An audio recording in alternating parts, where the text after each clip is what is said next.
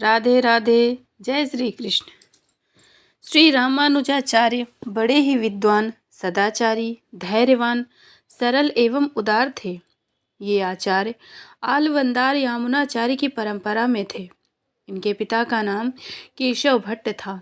ये दक्षिण के तिरुकुदूर नामक क्षेत्र में रहते थे। जब इनकी अवस्था बहुत छोटी थी तभी इनके पिता का देहांत हो गया और इन्होंने कांची में जाकर यादव प्रकाश नामक गुरु से विद्या अध्ययन किया। इनकी बुद्धि इतनी कुशाग्र थी कि ये अपने गुरु की व्याख्या में भी दोष निकाल दिया करते थे। इसीलिए गुरु जी इनसे बड़ी ईर्ष्या करने लगे, यहाँ तक कि वे इनके प्राण लेने तक को उतारू हो गए। उन्होंने रामानुज के सहाध्यायी एवं चचेरे भाई गोविंद भट्ट से मिलकर ये षड्यंत्र रचा। ये गोविंद भट्ट रामानुज को काशी यात्रा के बहाने किसी घने जंगल में ले जाकर वहीं उनका काम तमाम कर दें। गोविंद भट्ट ने ऐसा ही किया, परंतु भगवान की कृपा से एक व्याध और उनकी स्त्री ने इनके प्राणों की रक्षा की। विद्या, चरित्र, बल और भक्ति में रामानुज अद्वितीय थे। इन्हें कुछ योग सिद्धियां भी प्राप्त थी, जिनके बल से इन्होंने कांची नगरी की राजकुमारी को प्रेत बाधा से मुक्त कर दिया। इस संदर्भ में बड़ी ही रोचक कथा है, जिससे ये सिद्ध होता है कि मनुष्य को जीवन में जो कुछ प्राप्त होता है वह केवल अपने पुरुषार्थ से ही नहीं प्राप्त होता, बल्कि उसके पीछे ईश्वर कृपा भी होती है। अतः मनुष्य को जो कुछ भी धन, विद्या आदि के रूप में प्राप्त हो उसे अन्य में भी बांटते रहना चाहिए। कांची नरेश की राजकुमारी जिस ब्रह्म राक्षस से आविष्ट थी वह पूर्व जन्म में एक विद्वान ब्राह्मण था, परंतु उसने जीवन में कभी किसी को भी विद्यादान नहीं दिया। फलस्वरूप वह ब्रह्म राक्षस हुआ। राजकुमारी को प्रेत बाधा से मुक्ति दिलाने के लिए अनेक मंत्रज्ञ बुलाए गए, परंतु कोई लाभ नहीं हुआ। नरेश का आमंत्रण पाकर रामानुज के गुरु यादव प्रकाश जी भी अपनी शिष्यों के साथ कांची आए। उन्होंने जैसे ही मंत्र प्रयोग प्रारंभ किया, तुरंत ही ब्रह्म राक्षस ने राजकुमारी के मुख से कहा, तू जीवन भर मंत्र पाठ करे तो भी मेरा कुछ नहीं बिगाड़ सकता। हाँ, यह तेरा शिष्य रामानुज यदि मेरे मस्तक पर अपना अभय कर रख दे तो मैं इस प्रेतत्व से मुक्त हो जाऊंगा। श्री रामानुज जी ने आगे बढ़कर जैसे ही राजकुमारी जी के मस्तक पर भगवान का स्मरण करते हुए हाथ रखा, राजकुमारी स्वस्थ हो गई और उसे पीड़ित करने वाला ब्रह्म राक्षस उस कुत्सित योनि से मुक्त हो गया। जब महात्मा आलवंदार मृत्यु की घड़ियां गिन रहे थे, उन्होंने अपने शिष्य के साथ रामानुजाचार्य को अपने पास बुलावा भेजा, परंतु रामानुज के श्री रंगम पहुँचने के पहले ही आलवंदार श्री यामुनाचार्य जी भगवान नारायण के धाम में पहुंच चुके थे।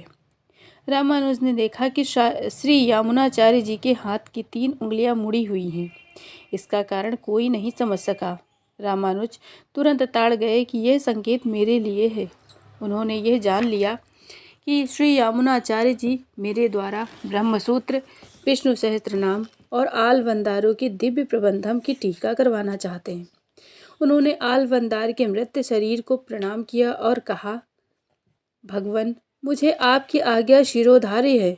मैं इन तीनों ग्रंथों की टीका अवश्य लिखूंगा अथवा लिखवाऊंगा।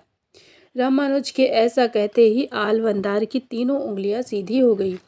इसके बाद श्री रामानुज ने आलवंदार के प्रधान शिष्य पेरियन नंबी से विधिपूर्वक वैष्णव दीक्षा ली और वे भक्ति मार्ग में प्रवृत्त हो गए। रामानुज गृहस्थ थे। जब उन्होंने देखा कि गृहस्थी में रहकर अपने उद्देश्य को पूरा करना कठिन है, तब उन्होंने गृहस्थ का परित्याग कर दिया और श्री रंगम जाकर यतिराज नामक सन्यासी से सन्यास की दीक्षा ले ली। श्री रामानुजाचार्य जी के सन्यास ग्रहण की घटना भी बड़ी विलक्षण है, जिससे यह सिद्ध होता है कि साधक के जीवन में आने वाली प्रतिकूलताएं उसके अध्यात्म पथ पर आगे बढ़ने के लिए सोपान बनती हैं। आचार्य श्री जी की पत्नी इनसे ठीक प्रतिकूल स्वभाव की थी। श्री रामानुजाचार्य जी श्री यामुनाचार्य जी से वैष्णव दीक्षा लेना चाहते थे, परंतु ऐसा संयोग बने उससे पूर्व ही श्री यामुनाचार्य जी महाराज परम धाम को प्रस्थान कर गए। अतः आचार्य श्री जी ने उनके 5 प्रमुख शिष्यों श्री कांचीपूर्ण जी, श्री महापूर्ण जी, श्री गोष्ठीपूर्ण जी, श्री शैलपूर्ण जी और श्री मालाधर जी से 5 उपदेश ग्रहण किए और उन्हें गुरु माना। एक दिन उन्होंने अपने गुरु श्री कांचीपूर्ण जी महाराज को अपने घर पर भगवान का भोग लगाने और प्रसाद ग्रहण करने के लिए आमंत्रित किया और अपनी पत्नी तंजमांबा से प्रसाद तैयार करने को कहा। प्रसाद तैयार होने पर जब वे गुरु जी को बुलाने के लिए गए तो गुरु जी किसी अन्य मार्ग से पहले ही उनके घर पहुंच गए। तंजमांबा ने उनको प्रसाद तो ग्रहण कराया, पर रसोई में बचा हुआ समस्त भोजन शूद्रों में बांटकर और रसोई धो साफ कर पुनः भोजन बनाकर श्री रामानुज जी को दिया। रामानुज जी ने जब इसका कारण पूछा तो तंजमांबा ने कहा कि कांचीपूर्ण जी हीन जाति के हैं, अतः उनका उच्छिष्ट मैं आपको नहीं दे सकती। पत्नी के मन में गुरु के प्रति इस प्रकार के कुप्रभाव जानकर रामानुज जी मन ही मन बहुत दुखी हुए। बात यहीं पर समाप्त हो जाती तो भी ठीक था, परंतु तंजमांबा ने तो संभवतः इनके गुरुओं को अपमानित करना अपना स्वभाव ही बना लिया था। एक दिन उनके दूसरे गुरु श्री महापूर्णाचार्य जी महाराज की पत्नी कुएं पर जल भरने आई। तंजमांबा भी जल भर रही थी। संयोगवश इनके घड़े का कुछ जल छलक कर तंजमांबा के घड़े में पड़ गया। फिर क्या था, तंजमांबा ने गुरु पत्नी पर कुवाच्यों की झड़ी लगा दी। बेचारी गुरु पत्नी कुछ बोल ना सकी और घर जाकर सारी बात श्री महापूर्ण जी महाराज से बताई। श्री महापूर्ण जी महाराज ने उन्हें सांत्वना दी और चुपचाप उनको साथ लेकर कांची से श्रीरंगम आ गए। जब रामानुज को इस बात की जानकारी हुई तो उनके दुख का पारावार न रहा। इसके बाद घटी एक अन्य घटना ने तो उनके गृहस्थ जीवन में विराम चिन्ह ही लगा दिया। हुआ यूं कि एक दिन ये भगवान वरदराज की सेवा में गए हुए थे। उसी समय एक भूखा गरीब ब्राह्मण इनके घर आ गया। तंजमांबा ने उसका सत्कार करना तो दूर ऐसी कड़ी फटकार लगाई कि वे बेचारे ब्राह्मण देवता अपने भाग्य को कोसते हुए उल्टे पांव भाग खड़े हुए। संयोगवश श्री रामानुजाचार्य जी मार्ग में ही मिल गए और उन्हें सारी बात ज्ञात हुई। रामानुज जी दुखी तो बहुत हुए, परंतु ब्राह्मण को समझा बुझाकर धैर्य धारण कराया और मन ही मन संन्यास ग्रहण का निर्णय ले लिया। उन्होंने ब्राह्मण देवता को बाजार से कुछ फल आदि खरीद कर दिए और कहा कि आप पुनः मेरे घर जाएं और मेरी पत्नी से कहें कि मैं तुम्हारे मायके से आया हूँ, तुम्हारी बहन का विवाह होने वाला है और तुम्हारे माता पिता ने तुम्हें यह सामग्री तुम्हें उपहार स्वरूप भेजी है। ये सुनकर वे आपका बहुत आदर सत्कार करेंगी। ब्राह्मण ने ठीक वैसा ही किया। तंजमांबा ने ब्राह्मण का बड़ा सत्कार किया। थोड़ी देर बाद जब रामानुज आए तो उनसे भी तंजमांबा ने बहन के विवाह की बात बताई। रामानुज जी ने कहा, ये तो बहुत आनंद की बात है, तुम जाना चाहो तो आज ही चली जाओ, उत्सव के दिन मैं भी आ जाऊंगा। तंजमांबा खुशी खुशी मायके के लिए चल दी। इधर रामानुज जी ने संन्यास ग्रहण कर लिया। इधर इनके गुरु यादव प्रकाश को अपनी करनी पर बड़ा पश्चाताप हुआ और वे भी संन्यास लेकर श्री रामानुज जी की सेवा करने के लिए श्रीरंगम चले आए। उन्होंने अपना संन्यास आश्रम का नाम गोविंद योगी रखा। श्री रामानुज जी ने तिरकोटियूर के महात्मा नाम्बी से अष्टाक्षर मंत्र ओम नमो नारायणाय की दीक्षा ली। नाम्बी ने मंत्र देते समय इनसे कहा था कि तुम इस मंत्र को गुप्त रखना, परंतु रामानुज ने सभी वर्ण के लोगों को एकत्र कर मंदिर के शिखर पर खड़े होकर सब लोगों को वह मंत्र सुना दिया। गुरु ने जब रामानुज की इस धृष्टता का हाल सुना तब वे इन पर बड़े रुष्ट हुए और कहने लगे, तुम्हें इस अपराध के बदले नरक भोगना पड़ेगा।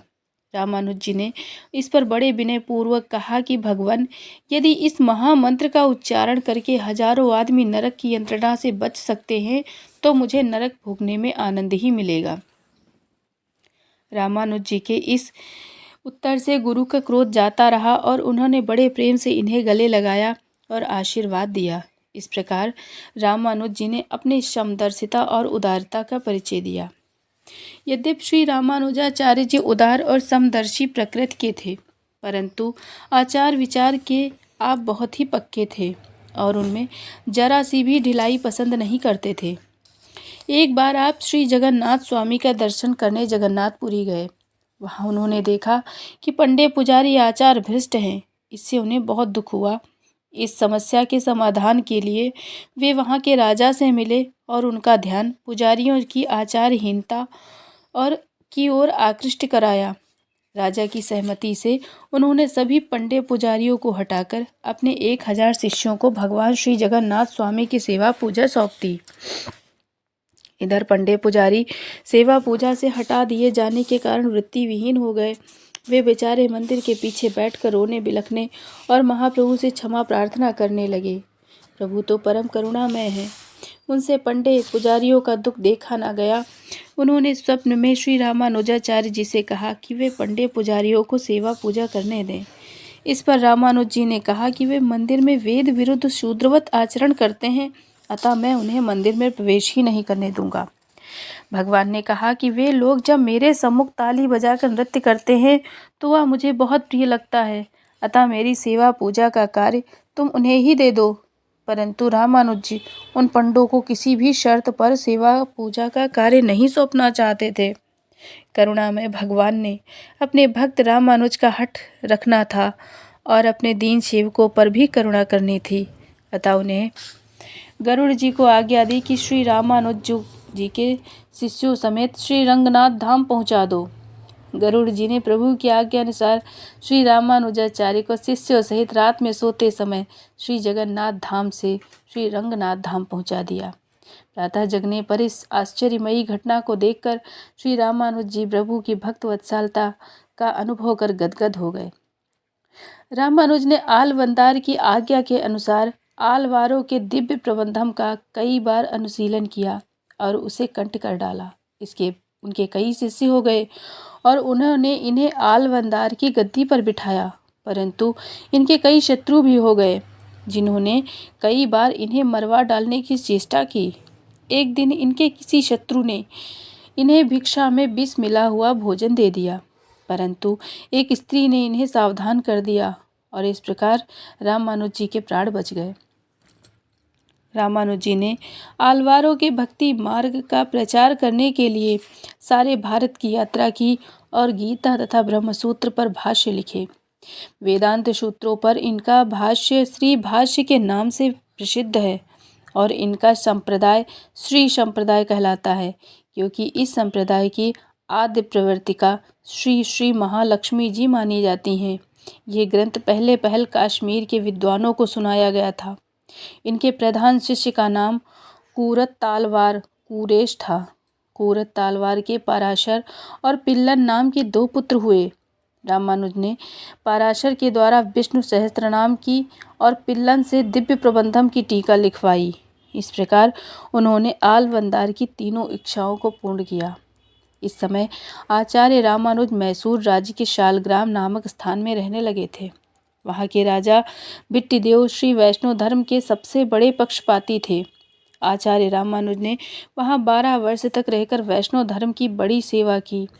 सन 1999 ईस्वी में 1099 ईस्वी में उन्हें नमले नामक स्थान में एक प्राचीन मंदिर मिला और राजा ने उसका जीर्णोद्धार करवाकर पुनः नए ढंग से निर्माण करवाया। वह मंदिर आज भी तिरुनारायणपुर के नाम से प्रसिद्ध है। वहाँ पर भगवान श्री राम का जो प्राचीन विग्रह है वह पहले दिल्ली के बादशाह के अधिकार में था। बादशाह की लड़की उसे प्राणों से भी बढ़कर मानती थी। रामानुज अपनी योग शक्ति के द्वारा बादशाह की स्वीकृति प्राप्त कर उस विग्रह को वहाँ से ले आए और उसकी पुनः तिरुनारायणपुर में स्थापना की। इस संदर्भ में जो कथा प्राप्त होती है वह भगवान की अतिशय भक्त वत्सलता की कथा है। हुआ यूं कि भगवान ने आचार्य श्री को स्वप्न में बताया कि मेरी उत्सव मूर्ति बादशाह के यहाँ दिल्ली में है, उसकी आप स्थापना कीजिए। भगवान का आदेश मानकर रामानुज जी ने बहुत से वैष्णवों को लेकर बादशाह का किला घेर लिया। जब बादशाह को यह समाचार मिला तो उसने अपने मंत्री से कहा कि आचार्य श्री को संग्रहालय ले जाकर सभी मूर्तियों के दर्शन करा दो और जो मूर्ति इनकी इष्ट हो वह इन्हें प्राप्त करा दो। रामानुज जी ने संग्रहालय में जाकर मूर्तियों के दर्शन किए, परंतु उन्हें वह मूर्ति ना दिखाई दी जिसके लिए भगवान ने आदेश दिया था। इससे रामानुज जी बहुत ही चिंतित और दुखी हुए। उन्हें व्याकुल देखकर भगवान ने रात्रि में पुनः स्वप्न में दर्शन दिया और कहा कि मैं शहजादी के पास हूँ और उनकी प्रीति डोर से बंधा हूँ। वह मुझसे इतना स्नेह करती है कि एक भी क्षण को अलग करना नहीं चाहती। रामानुज जी ने पुनः बादशाह से भेंट की और उन्हें सारी बात बताई। बादशाह ने शहजादी से कहा कि वह उस मूर्ति को इन हिंदू साधु को सौंप दें और उसके बदले में उसके लिए मणि निर्मित मूर्ति बनवा दी जाएगी। परंतु शहजादी किसी भी प्रलोभन पर मूर्ति अपने से अलग करने को राजी ना हुई। अंत में निर्णय हुआ कि मूर्ति सभा के मध्य में रखी जाएगी और जिसके बुलाने पर वह चली आएगी वही उसकी प्राप्ति का अधिकारी होगा। दूसरे दिन मूर्ति का श्रृंगार कर उसे सभा के मध्य में पधरा दिया गया और आचार्य श्री तथा शहजादी दोनों मूर्ति को अपने पास बुलाने के लिए कहा गया। सर्वप्रथम आचार्य श्री ने मूर्ति का आवाहन किया, परंतु मूर्ति टस से मस न हुई। इसके बाद शहजादी ने अपने आराध्य रूप मूर्ति विग्रह से विनय की तो मूर्ति बड़े ही प्रेम से शहजादी की ओर चल दी। यह देखकर अन्य लोग भी विस्मित हो गए, परंतु आचार्य श्री कुपित होकर भगवान से बोले, यदि सभा में आपको मेरा अपमान ही करना था तो मुझे स्वप्न में देकर बुलाया ही क्यों। आचार्य श्री के इस प्रकार उलाहना देने पर मूर्ति पुनः वापस लौटकर उनकी गोद में विराजमान हो गई। सभा धन्य धन्य कहे उठी। मूर्ति लेकर वैष्णव जन तो चल दिए, पर शहजादी ने अन्न जल त्याग दिया। बादशाह को लगा कि उसकी पुत्री प्राण दे देगी, तो उसने उसे भी आचार्य श्री के पीछे जाने की अनुमति दे दी। शहजादी को इस प्रकार मार्ग में तो मूर्ति के दर्शन मिलते रहे, पर मंदिर में प्रतिष्ठित होने के बाद उसका प्रवेश निषेध हो गया। तब करुणा में भगवान से उसका दुख न देखा गया और कहा जाता है कि उन्होंने सबके देखते देखते उसे अपने श्री विग्रह में लीन कर लिया। शहजादी के अतिशय प्रेम के प्रतीक रूप में आज भी उसकी एक सुवर्ण प्रतिमा भगवान के समीप विद्यमान है। कुछ समय पश्चात आचार्य रामानुज श्रीरंगम चले आए। वहाँ उन्होंने एक मंदिर बनवाया जिसमें नम्मालवार और दूसरे आलवार संतों की प्रतिमाएं स्थापित की गई और उनके नाम से कई उत्सव भी जारी किए। उन्होंने तिरुपति के मंदिर में भगवान गोविंदराज पेरुमल की पुनः स्थापना करवाई और मंदिर का पुनः निर्माण करवाया। उन्होंने देश भर में भ्रमण करके हजारों नर नारियों को भक्ति मार्ग में लगाया। आचार्य रामानुज के 74 शिष्य थे जो सबके सब संत हुए। इन्होंने कूरत तालवार के पुत्र महात्मा पिल्ललोकाचार्य को अपना उत्तराधिकारी बनाकर 120 वर्ष की अवस्था में इस असार संसार को त्याग दिया। वीडियो अच्छी लगी हो तो लाइक और सब्सक्राइब जरूर कर देना। राधे राधे। जय श्री कृष्ण।